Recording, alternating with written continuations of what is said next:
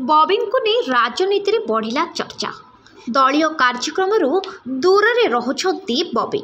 नवीन को विषय में पदे कहवाको मंच में मिलानी सुजोग। बीजेडी पई अलड़ा हेले कि बॉबी बीजेडी रे कमुछि कि बॉबी को पावर दल दूरे रखुछि ना निजे दूरे जाउछंती। बिजु छात्र जनता दल कार्यक्रम में नवीन को उपस्थिति रे मंच उपरे कहवाको दियागलानी सुजोग।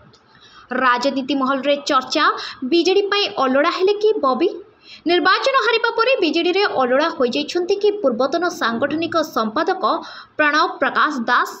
कारण गतकाली शंख भवन रे होइथिबा छात्र बीजेडी रो सभ्य संग्रह अभियान रे बॉबी मंच उपरे सुप्रीमो नवीन पट्टनायक उपस्थिति रे कहिबार सुजोग पाइ नथिले।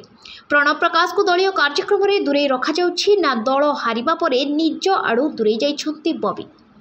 कारण विभिन्न कमिटी रे प्रणव को रखा जाइनी। एपरिकी तांको स्थान रे संगठन और दलीय कार्यक्रम नेतृत्व नेउछंती देवी मिश्र।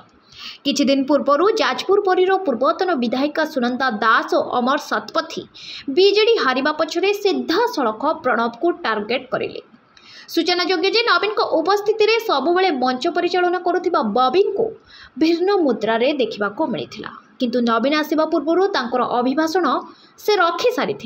निर्वाचन पूर्व सांगठनिक संपादक थिबा बेले नेता को मंच उपरु तल को टाणी देउथिले बॉबी।